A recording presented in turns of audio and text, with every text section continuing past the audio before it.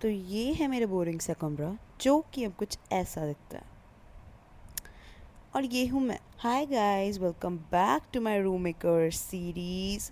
जैसे कि आप जानते हैं, मैंने इस रूम को मेकओवर करना स्टार्ट किया था और ये कुछ ऐसा दिखता है। ये मैंने बेड को पूरा खोल दिया है एंड ये अलमीरा भी साइड पे आ गई है बिकॉज पेंट करने के लिए हमें इन सब चीज़ों को हिलाना पड़ा ताकि हम इस वॉल्स को अच्छे से पेंट कर पाएँ। पेंट करने के साथ साथ मैंने स्टार्ट किया इस एक्स्ट्रा पुट्टी को उतारना बिकॉज़ यहाँ पे मुझे लगाना है वॉलपेपर। और वॉलपेपर अच्छे से स्टिक करे इसके लिए हमको जो एक्स्ट्रा पुट्टी है उसको उतारना पड़ेगा और नीचे से जितनी भी खाली दीवार बची है उसको कवर करके हम उसके ऊपर क्या लगाएंगे, न्यू वॉलपेपर। मैं सोच रही हूँ कि यहाँ पर मैं कुछ फालतू के पेजेस लगा दूँ, जैसे कि कोई पुराने नोटबुक्स के, बिकॉज पुट्टी लगाऊंगी तो क्या पता फिर से वो ऐसे ही झड़ जाए और वॉलपेपर सारा आगे से ख़राब हो जाए।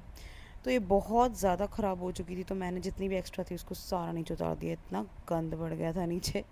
चलो कोई बात नहीं, ये साफ़ हो ही जाएगा। और ये सब करते हुए मैं यही सोच रही थी कि मैंने जितना लेट सोचा था ये होगा, ये काफ़ी जल्दी हो गया बिकॉज पेंट एक दिन में ही ख़त्म हो गया गाइस। संडे को मैंने अपनी पूरी फैमिली की हेल्प लेके इस पूरे कमरे को एक दिन में ही अच्छे से पेंट कर दिया बिकॉज़ अब जितना लेट करती होंगी उतना ज़्यादा टाइम लगता रहेगा। उसके बाद पापा ने पुट्टी घोली और इसमें मैंने ग्लू डाली बिकॉज़ ये ऐसे ही बनती है। ये मुझे आज पता चला कि इसमें ग्लू भी डालनी पड़ती है। फिर सारे कमरे में जहाँ पे भी इम्परफेक्शंस थी, जहाँ पे भी दीवार दिख रही थी, कहीं कील लगा था, कहीं से कुछ उतारा था, या फिर कोई भी ऐसी जगह जहाँ पे पेंट अच्छे से नहीं हो पा रहा है, वहाँ पे मैंने पुट्टी लगा दी ताकि उसके ऊपर अच्छे से पेंट हो जाए एंड दीवार बिल्कुल अच्छे से वाइट दिखे। और ये काम करने में मुझे सबसे ज़्यादा मज़ा आया बिकॉज़ इतना स्मूथली अप्लाई होती है। अगर ये अच्छे से मिक्स की गई होगी तो ये अच्छे से अप्लाई होगी। तो मैं ये रिकमेंड करूँगी कि आप किसी की हेल्प ले लो बिकॉज़ मैंने पिछली बार इसका टेक्सचर ख़राब कर दिया था, लेकिन इस बार पापा ने बनाई तो ये बहुत अच्छी बनी थी और ये एक सिंगल कोट में भी लग गई।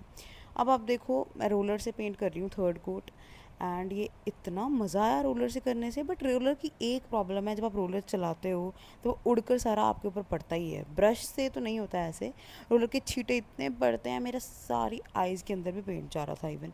लेकिन मज़ा आ रहा था इसलिए मैंने उस चीज़ को इग्नोर किया एंड अब ये तो होना ही है ऑब्वियसली। मैं मज़दूरों वाला काम कर रही हूँ तो ये सब तो सहना ही पड़ेगा। एंड ये मेरा डॉग मेरी कुछ हेल्प कर रहा है। डरिए मत, ये फंसा नहीं है, ये बस खेल रहा है बिकॉज हमने ये बेड के गद्दे बाहर निकाले थे, ये उनमें खेल रहा था। तो ये मैं हाफ वे पहुँची हूँ, अभी आधा दिन हो चुका है और ये एक दीवार पेंट हो चुकी है एंड वो भी पेंट हो चुकी है। ये मेरा पेंटिंग का सारा सामान। और अब बारी आती है इस अलमीरा को बाहर निकालने की। इसको बाहर निकालने के लिए हमें बहुत कुछ करना पड़ा। पहले तो कारपेंटर को हमने बुलाया, उसने हमें समझाया कि इसको अगर आप बाहर निकालना चाहते हो तो आपको ये पूरी बीच में से तोड़नी पड़ेगी एंड फिर नीचे से भी थोड़ी काटनी पड़ेगी। अब मैं इसको थोड़ा मॉडिफाई करवाना चाहती थी तो मैंने बोला ठीक है, आप इसको अंदर से भी खाली कर दो एंड फिर नीचे से भी हमने इसको टेढ़ा करके काटा है। मतलब ऐसे कुछ हमने लेटा कर इसको काटा है और फिर जाके इसकी लेंथ इतनी हुई है कि दरवाजे के नीचे से आराम से निकल पाए।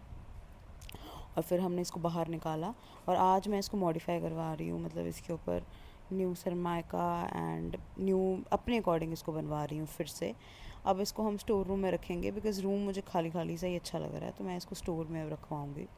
उसके बाद ये है फाइनल ट्रांसफॉर्मेशन आज के रूम की। अभी तक सिर्फ पेंट हुआ है, आप देख सकते हो बिल्कुल अच्छे से पेंट हो चुका है। अब इसके ऊपर कोई कोट करने की ज़रूरत नहीं है। और जो नीचे एरिया खाली बचा है वहाँ पे हम क्या लगाएंगे, वॉलपेपर। वॉलपेपर मैं कुछ ही दिनों में देखने जाऊँगी टाइम की कमी की वजह से। जब अगली छुट्टी आएगी तो ऑब्वियसली ये भी हो जाएगा, लेकिन मैं कोशिश करूँगी मैं बीच में ये सब कर दूँ। एंड ये पर्दे उसके बाद चेंज होंगे ऑब्वियसली